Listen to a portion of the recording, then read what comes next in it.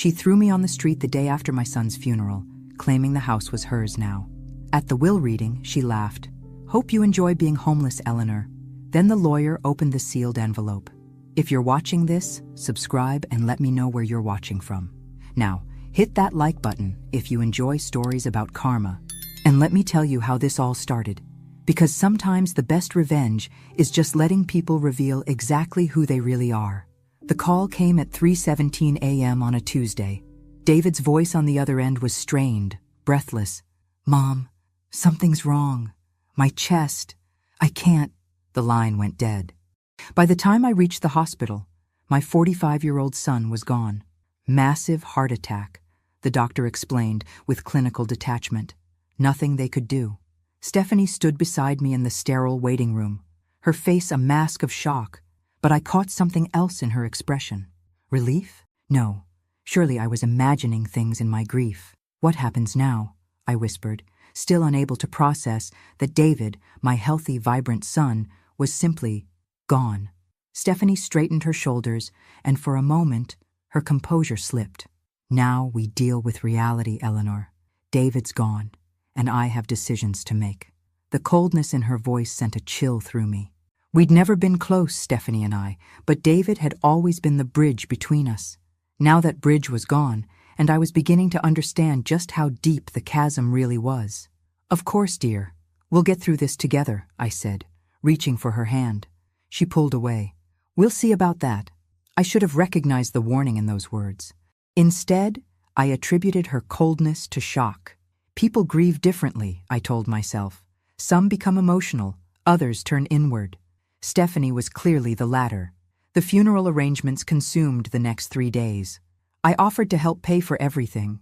David had been my only child after all. But Stephanie insisted on handling it herself. "I'm his wife," she kept saying. "I know what he would have wanted." Fair enough. I focused on writing his eulogy, calling relatives, and trying to hold myself together.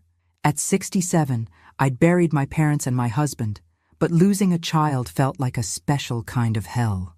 The night before the funeral, as I sat in what had been David's childhood bedroom in the house he'd shared with Stephanie, I found myself staring at the framed photos on the dresser. David graduating college, David and Stephanie's wedding, David holding his nephew at Christmas last year. What I didn't see were any photos of David and me from recent years. Stephanie had systematically removed them, I realized. When had that happened? A soft knock interrupted my thoughts. Stephanie stood in the doorway, no longer bothering to hide the calculating look in her eyes. "We need to talk, Eleanor." The funeral was beautiful. I'll give Stephanie that. The flower arrangements were elegant. The music was David's favorite hymns, and the reception afterward was perfectly orchestrated. What wasn't beautiful was watching my daughter-in-law play the grieving widow while making pointed comments about moving forward and new chapters.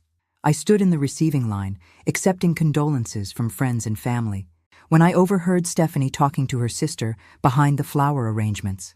"The life insurance alone will cover the mortgage for 2 years, she was saying in a low voice.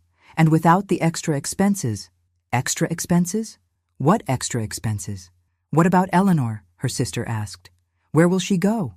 Stephanie's laugh was sharp and brittle. "That's not my problem anymore.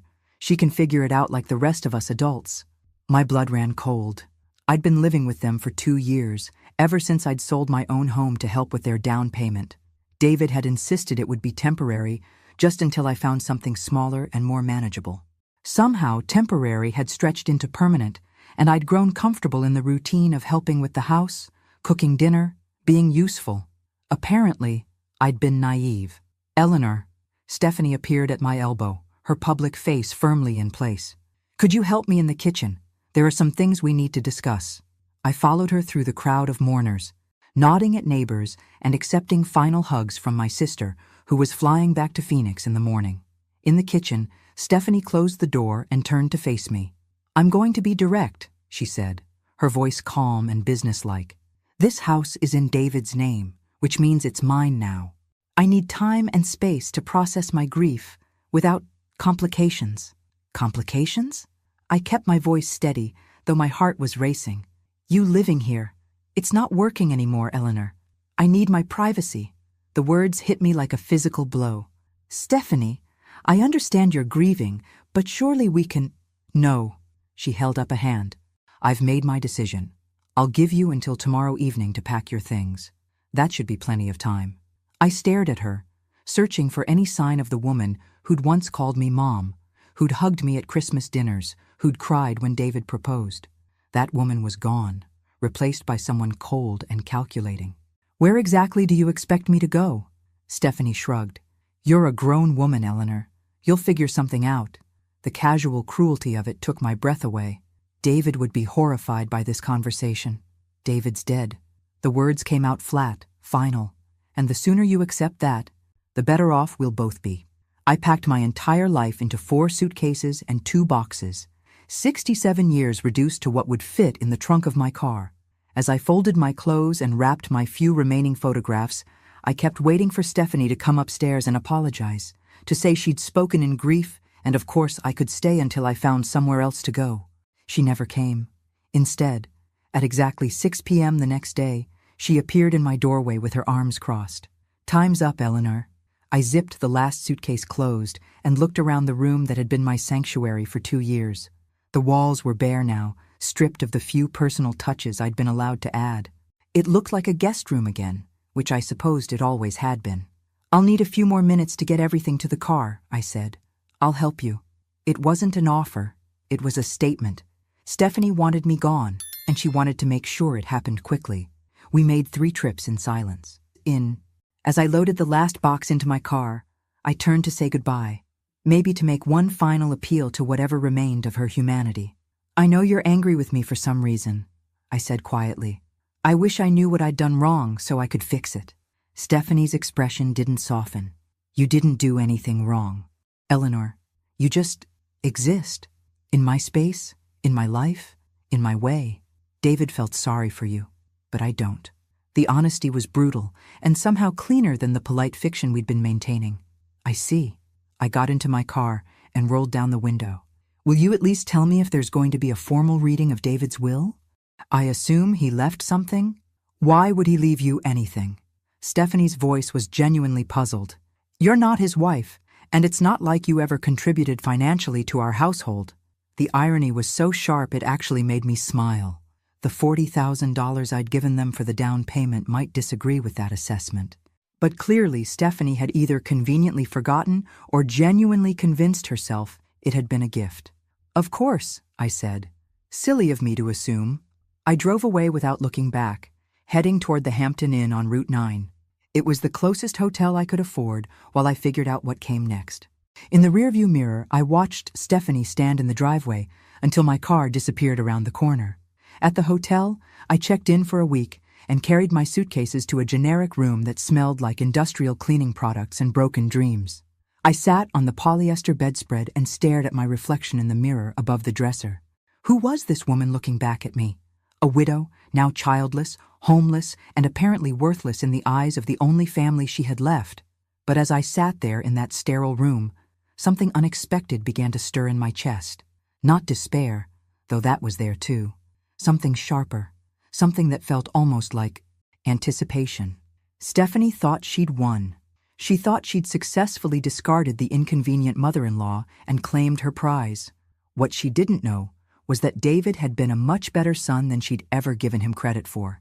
2 weeks into my hotel stay, just as I was starting to seriously worry about my dwindling savings, the call came from David's lawyer.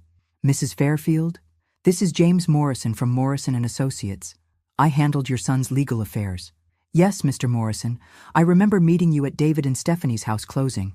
I'm calling to inform you that the probate process is complete, and there will be a formal reading of David's will next Tuesday at 2 p.m. in my office. Your presence is required. My presence was required? I sat up straighter, ignoring the way the cheap mattress springs protested. I'm sorry, but I think there might be some confusion. Stephanie seemed to think— Mrs. Fairfield, Mr. Morrison interrupted gently. I can only tell you what David's will specifies, and it specifically names you as a beneficiary. I'll see you next Tuesday at 2 p.m. After he hung up, I stared at my phone for a long moment. David had left me something after all. Probably some small keepsake, maybe his father's watch, or the photo albums from his childhood. Stephanie wouldn't be happy about it, but she'd have to live with whatever David had decided. I spent the weekend apartment hunting online, looking at senior living communities and modest one-bedroom rentals within my budget. My savings account could cover another week at the hotel, plus first month's rent and a security deposit. But I'd need to be careful. Social Security and the small pension from my teaching career would have to stretch further than I'd originally planned. At 1:45 p.m. the following Tuesday, I sat in the parking lot of Morrison & Associates, watching Stephanie emerge from a silver BMW wearing a black dress that probably cost more than my monthly budget. She'd brought someone with her, a man in an expensive suit who kept checking his phone. When I walked into the reception area, Stephanie's face darkened. "What is she doing here?" she demanded of the receptionist. "Mrs. Fairfield is here for the will reading," the young woman replied professionally. "Which Mrs. Fairfield?" Stephanie's voice rose slightly. "Both of you, apparently." The man in the suit, who I now recognized as Stephanie's brother Marcus, leaned over to whisper something in her ear. She nodded curtly and took a seat across the waiting room from me, making it clear that whatever temporary civility might have existed between us was officially over. Mr. Morrison appeared promptly at 2 p.m. and ushered us into his office. He was a kind-faced man in his 60s with silver hair and gentle eyes behind wire-rimmed glasses, the kind of lawyer who probably still believed in doing right by his clients. "Ladies, gentlemen," he began, settling behind his mahogany desk. "I know this is a difficult time, but David was very specific about his wishes. I'll read the will in its entirety, and then we can discuss any questions." Stephanie sat forward eagerly, her hands clasped in her lap. Marcus had pulled out a legal pad and was preparing to take notes. I simply folded my hands and waited. The first part of the will was exactly what I'd expected. Stephanie inherited the house, the cars, David's retirement accounts, and his life insurance policy. She nodded approvingly at each item, occasionally glancing at me with something that looked like satisfaction. Then Mr. Morrison's voice changed slightly, and I knew we were approaching something important. There is, however, one final provision that David added just 3 months ago. The atmosphere in the room shifted. Stephanie stopped nodding and leaned forward, her eyes sharp with sudden attention. Marcus set down his pen, and I found myself holding my breath. Mr. Morrison cleared his throat and continued reading. "To my mother, Eleanor Fairfield, who provided the down payment for our home and has never asked for repayment, I leave the contents of Safety Deposit Box U337 at First National Bank, along with all associated documentation and account information contained therein." "What safety deposit box?" Stephanie's voice was sharp. David never mentioned a safety deposit box. Mr. Morrison looked up from the document. Apparently it was something he maintained privately. He was quite specific that the contents should go to his mother. I was as surprised as Stephanie, but for different reasons. David had never mentioned a safety deposit box to me either. What could he possibly have put there that was meant for me? "What's in it?" Marcus asked, his lawyer instincts kicking in. "I have no idea," Mr. Morrison replied honestly. "David simply provided the bank information and instructions that Mrs. Fairfield should have full access upon his death." Stephanie's face was flushed with anger. "This is ridiculous. If there's anything of value in that box, it should be part of the estate. We need to contest this." "You're certainly free to try," Mr. Morrison said mildly, "but the provision is very clear, and David was completely competent when he added it to his will. I witnessed the document myself." "When exactly did he add this provision?" I asked quietly. Mr. Morrison consulted his notes. 3 months ago, February 15th, he came in specifically to make this addition. February 15th. I remembered that date clearly because it was the day after Valentine's Day, and David had seemed unusually quiet during our family dinner. Stephanie had been complaining about something, the neighbor's dog, I think, and David had barely spoken throughout the meal. "This is a waste of time," Stephanie snapped, standing abruptly. "Marcus, let's go. We'll file a challenge tomorrow." "Actually," Mr. Morrison said, pulling out another document, "before you leave, I need to inform you both that David left specific instructions for his mother regarding the contents of the safety deposit box. Mrs. Fairfield, he wanted you to access it within the next few days, once you've completed the necessary documentation with the bank." He handed me a sealed envelope. "These are the bank documents and his personal key." The bank will need to verify the death certificate and process the paperwork before you can access the box. Usually takes about 3 business days. Stephanie's eyes fixed on the envelope in my hands like a hawk watching a mouse. I'm coming with you to the bank. I'm afraid that's not possible, Mr. Morrison interjected. The safety deposit box access is restricted to Mrs. Eleanor Fairfield only. Bank policy. This is insane, Stephanie sputtered. How do we even know there's anything valuable in there? It could be empty, or just sentimental junk. I stood up, clutching the envelope. I suppose we'll find out next week. As we filed out of the office, I could feel Stephanie's eyes boring into my back.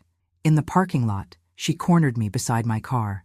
Eleanor, let's be reasonable about this. Whatever's in that box, we should share it. David would have wanted his wife to benefit from anything he left behind. For the first time since David's death, I almost smiled. You made it very clear that you don't believe David would have left me anything. Now suddenly you're concerned about sharing? I'm just saying, you're saying whatever you think will get you access to that safety deposit box. I unlocked my car door. But David was very specific. The contents are mine. Her mask slipped completely then, revealing the cold calculation beneath. Don't forget, Eleanor, you're homeless. You need my goodwill more than I need yours. I paused with my hand on the car door. Actually, Stephanie, I don't think I need anything from you at all. 3 business days later, after providing the death certificate and completing the bank's paperwork, I finally stood before safety deposit box Dr. 3237 at First National Bank. The bank manager, Mrs. Peterson, was expecting me. She'd obviously been briefed about the situation because she offered her condolences and escorted me personally to the vault area. Box 337 is one of our larger units, she explained, as we walked through the security doors. Your son rented it about 5 years ago and visited quite regularly. 5 years? David had been planning something for 5 years? Mrs. Peterson used her master key while I inserted David's key, and the box slid out smoothly. It was indeed large, about the size of a briefcase, and surprisingly heavy.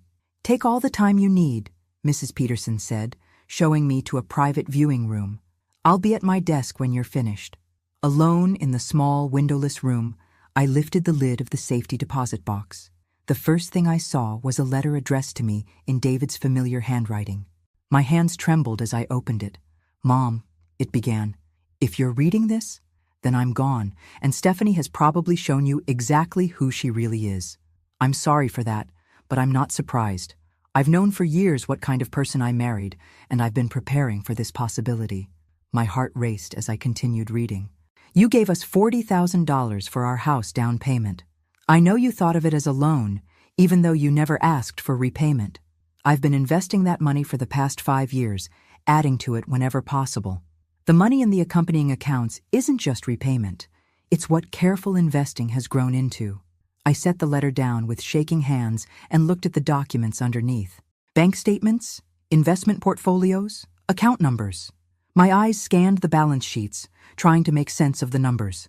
$185,000 in various investment accounts, all in my name, all accessible with proper documentation. I picked up David's letter again, hardly believing what I was reading. I also discovered that Stephanie has been telling people you contribute nothing to our household. What she doesn't mention is that our mortgage has been automatically paid from my salary account for the entire time you've lived with us. Any money you've given us went straight into investments for your future. The letter continued. I've been documenting everything, Mom.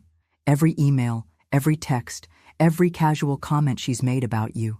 It's all in the folder labeled documentation. I thought you should know what kind of person has been living in our house. My vision blurred as I reached for the folder he'd mentioned. Inside were printed emails, text message screenshots, even photographs of credit card statements, evidence of years of manipulation and deceit. The final paragraph of David's letter made my eyes fill with tears. You deserve so much better than the way she's treated you.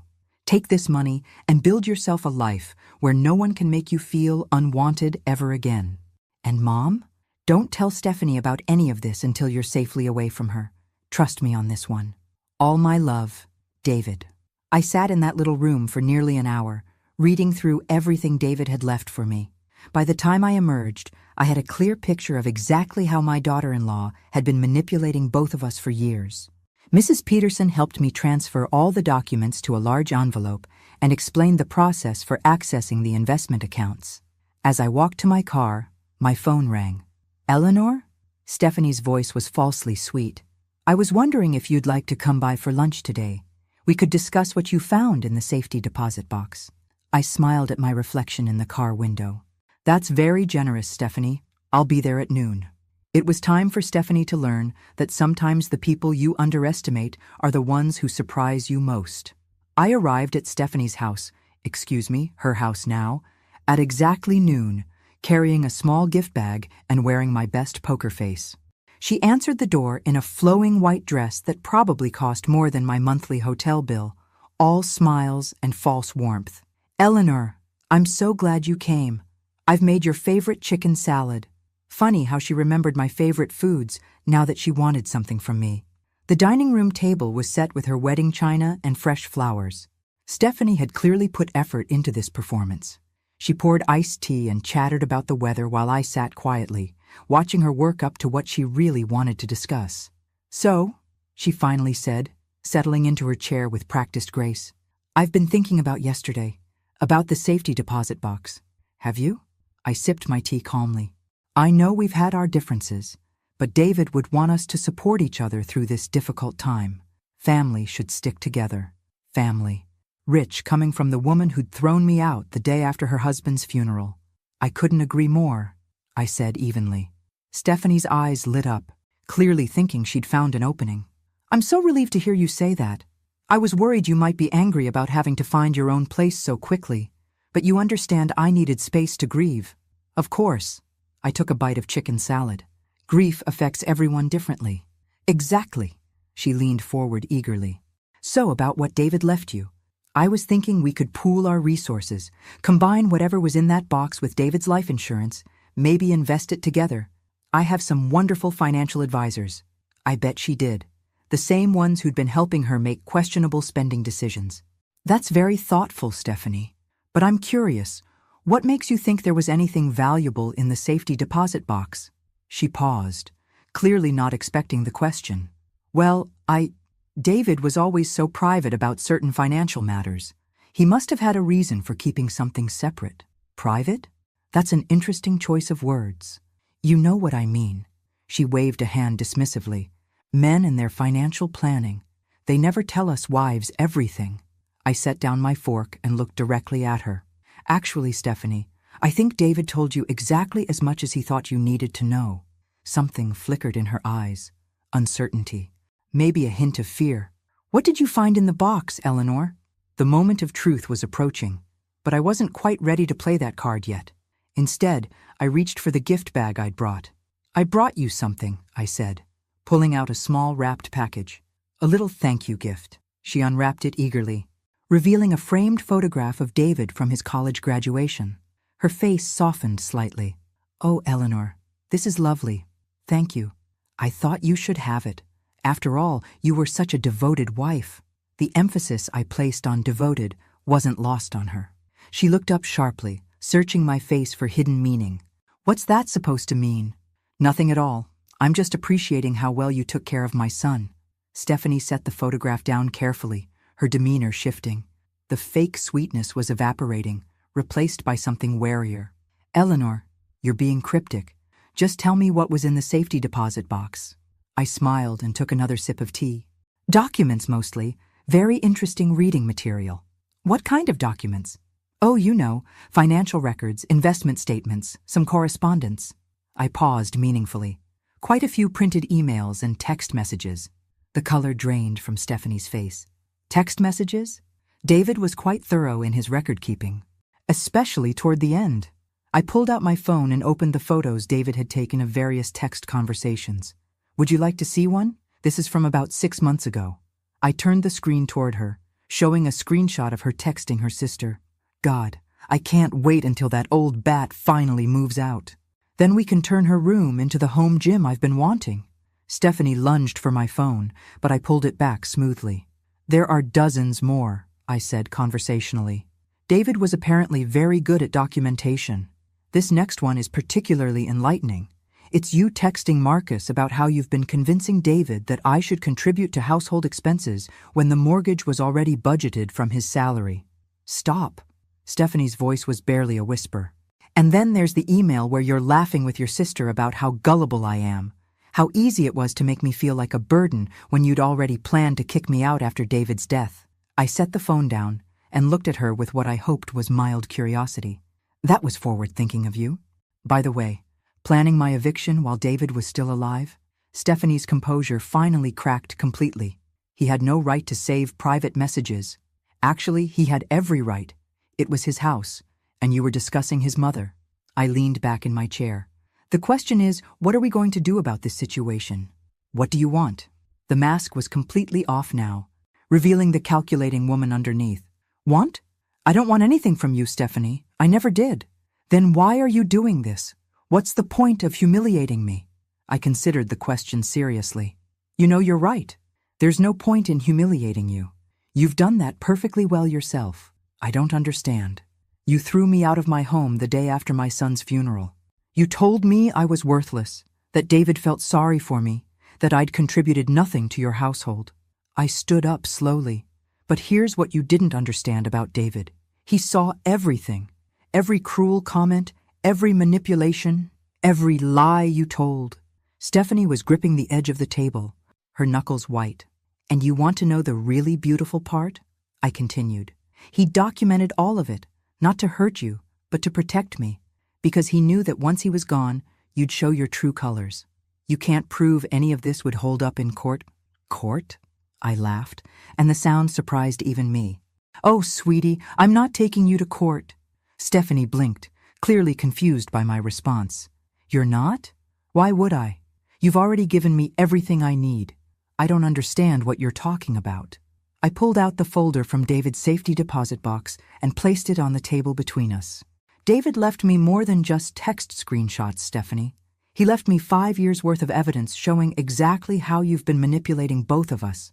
She stared at the folder like it might bite her. Bank statements showing that the house payments have been automatically deducted from David's salary for the entire time I've been living here. Email chains between you and Marcus discussing how to handle the Eleanor situation. Credit card statements showing luxury purchases made on the same days you told David we couldn't afford basic household items. Stephanie's breathing was becoming shallow. David saved all of that? David documented everything, including copies of the emails you sent to your friends calling him a pushover and joking about how easy it was to manipulate him into thinking I was a financial burden. That hit home. Stephanie flinched as if I'd slapped her. You want to know what I found most interesting? I continued, opening the folder. This email thread where you and Marcus discuss your long-term plans to have me declared incompetent so you could access my pension and Social Security. That's not... We never actually... No, you never actually followed through. Know why? Because David figured out what you were planning and took steps to protect me. Stephanie's eyes widened. What steps? You don't have anything worth protecting. Don't I? I smiled pleasantly. That's interesting, because according to these investment statements, I apparently have quite a bit worth protecting. Money that David had been carefully growing for the past 5 years. That's impossible. You're living in a hotel. I'm living in a hotel because I choose to be there while I figure out my next move, not because I can't afford better. The silence stretched between us as Stephanie processed this information. I could practically see the wheels turning in her head, trying to calculate how much money we might be talking about. How much? She finally asked. Excuse me? How much money did David leave you? I closed the folder and stood up. That's really none of your business, is it? I'm his wife. I have a right to know. You had a right to know what your husband left you, which, as I recall, was quite generous. The house, the cars, the life insurance, his retirement accounts. I'd say you made out very well. Stephanie shot to her feet, her chair scraping against the hardwood floor. You manipulative old witch. You're trying to steal what's rightfully mine. Steal? I raised an eyebrow. How exactly would I be stealing anything? Everything I have was given to me by my son, who had every legal right to dispose of his assets as he saw fit. He was my husband. Yes, he was. And apparently, he knew exactly what kind of wife you were. The words hung in the air like a challenge. Stephanie's face was flushed with anger and something that looked like panic. "I want to see those bank statements," she demanded. "I'm sure you do. Eleanor, I'm warning you." "You're warning me?" I laughed again, feeling oddly liberated. "Stephanie, honey, you threw me out of your house. You humiliated me at my son's funeral. You made it clear that you consider me worthless and unwanted. What exactly do you think you can threaten me with now?" Stephanie stared at me for a long moment, and I could see her recalibrating. The threats weren't working, so she was switching tactics. "Eleanor, please, let's be reasonable about this." Her voice took on a pleading tone. "I know I've been difficult since David died. I was grieving. I wasn't thinking clearly. But we're family. We should work together." "Family," I repeated thoughtfully. "Yes, you mentioned that before. Right after you told me David felt sorry for me and that I'd never contributed anything to your household. I didn't mean that. I was upset. I said things I didn't mean." "Oh, but you did mean them. That's what makes David's documentation so valuable. He saved you saying the same things multiple times to multiple people over a period of years." Stephanie's mask slipped again. "What do you want from me, Eleanor? An apology? Fine. I'm sorry. I'm sorry I hurt your feelings. I'm sorry I asked you to leave. I'm sorry for everything. Now can we please discuss this money situation like adults?" "There's nothing to discuss." "Of course there is. If David left you a significant amount of money, we need to plan how to manage it responsibly. I know excellent financial advisors. I could help you invest it properly." "You mean you could help me spend it properly?" "That's not what I said. It's what you meant." I picked up my purse. "Stephanie, let me be very clear about something. The money David left me isn't an inheritance that fell into my lap. It's the return on the $40,000 I gave you for your house down payment, plus 5 years of careful investment." Her mouth fell open. $40,000? Did you think it was a gift? Did you think I just handed over my life savings out of the goodness of my heart with no expectation of repayment? David said it was a family contribution. David was trying to preserve your pride. And mine. But he never forgot it was a loan. I could see her mind racing, trying to process this new information. If I'd invested $40,000 5 years ago, and David had been growing it. "How much is it worth now?" she whispered. I pulled out my phone and opened one of the banking apps the bank had helped me set up. The account balance filled the screen, and I turned it toward her. $185,000. Stephanie's face went white. She grabbed the edge of the table to steady herself. "That's impossible." David was a careful investor, and apparently he was very motivated to make sure his mother was taken care of. But that's almost as much as the life insurance policy." "Yes, it is. That money should be part of the estate. It should be split between us." "Should it? Based on what legal principle? Based on the fact that I'm his wife and you're just his mother." The casual cruelty in those words, "just his mother," hit me like a physical blow. But instead of pain, I felt something else. Clarity. "You know what, Stephanie? You're absolutely right. I am just his mother. The woman who gave birth to him, raised him, supported him through college, and lent him the down payment for the house where you threw me out like garbage." I stood up and slung my purse over my shoulder. And apparently, that was enough for David to make sure I'd never have to depend on anyone's charity again. "Wait," Stephanie called as I headed toward the door. "Eleanor, wait. We can work this out. Please, just sit down. Let's talk about this rationally." I paused in the doorway and turned back to face her. "What exactly do you think we need to work out? The money situation, our relationship, everything." She was speaking quickly now, panic making her voice tight. "Look, I know I made mistakes. I was stressed about David's death, worried about finances, and I took it out on you. But we can fix this." "I'm sure you were worried about finances," I said quietly. "But not for the reasons you're claiming." "What's that supposed to mean?" I pulled out one more document from David's folder, one I'd been saving for last. "It means David also documented your spending habits, Stephanie, including the $15,000 you charged to credit cards in the month before he died." Her face went ashen.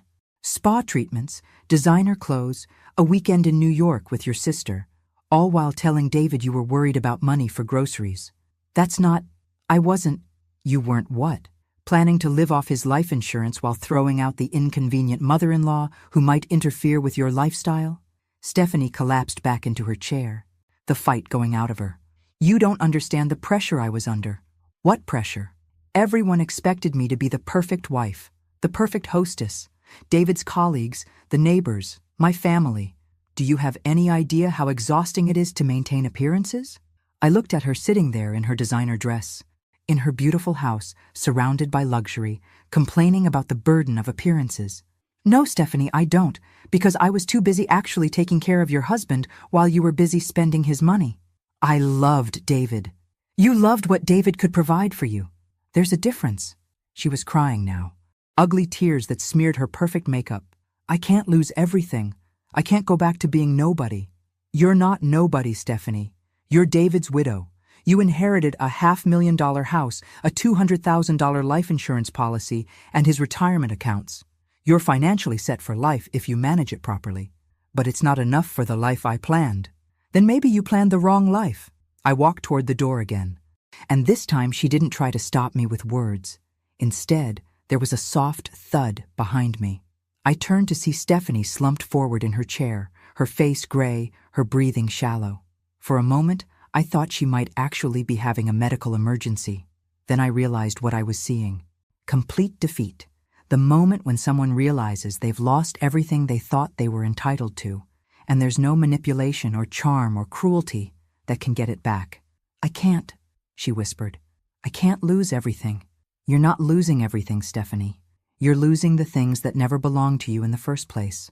I left her there in her expensive dining room, surrounded by her wedding china and her carefully constructed life, and walked out into the sunshine of my new beginning.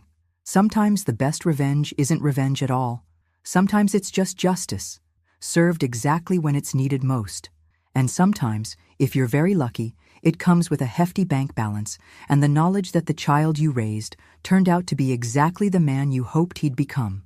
David had taken care of me after all, just like he'd promised he always would. Even from beyond the grave, my son had kept his word, and that, more than any amount of money, was the greatest gift he could have given me. Thanks for listening. Don't forget to subscribe and feel free to share your story in the comments. Your voice matters.